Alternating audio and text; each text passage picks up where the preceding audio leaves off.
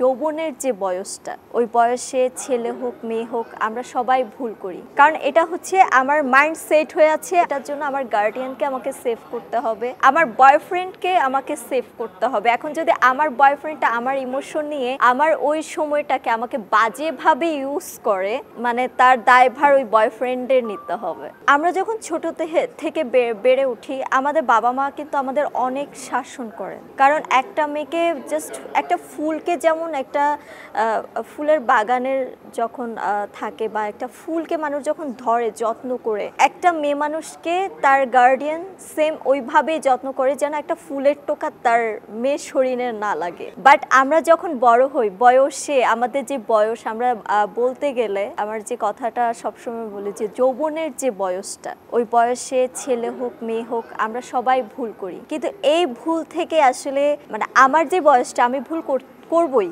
কারণ এটা হচ্ছে আমার মাইন্ড সেট হয়ে আছে, আমি একটা ভুল পথে পা দিচ্ছি, তখন কিন্তু আমি বুঝতে পারবো না যে এক্সট্রিম মশার কয়েল প্ল্যান্ট ফাইবার দিয়ে তৈরি, তাই সহজে ভাঙে না, সুগন্ধিযুক্ত ও নিরবিচ্ছিন্নভাবে জ্বলে। ডেঙ্গু, চিকুনগুনিয়া বাহি সহ যে কোনো মশার বিরুদ্ধে দেয় এক্সট্রিম সুরক্ষা। আসলে কি আমি ভুল পথে আছি নাকি সঠিক পথে আছি, এটার জন্য আমার গার্ডিয়ানকে আমাকে সেভ করতে হবে, আমার পাড়া প্রতিবেশীদের আমাকে সেভ করতে হবে, এবং আমার যে যদিও আমি প্রেম করি আমার বয়ফ্রেন্ডকে আমাকে সেভ করতে হবে। এখন যদি আমার বয়ফ্রেন্ডটা আমার ইমোশন নিয়ে আমার ওই সময়টাকে আমাকে বাজেভাবে ইউজ করে, সেটা হচ্ছে মানে তার দায়ভার ওই বয়ফ্রেন্ডের নিতে হবে। আসলে ময়না সিনেমার যে মেসেজটা দেওয়া হয়েছে সমাজে, একটা মেয়ে যখন বেড়ে ওঠে তখন আসলে অনেক রকম ভুল করে, তো সেই ভুলের পথ থেকে বন্ধু বান্ধবী, বাবা মা, পাড়া প্রতিবেশী, একজন স্কুল টিচার, বিশেষ করে মেয়েরা যে কারণে ভুল করে প্রেমের জন্য,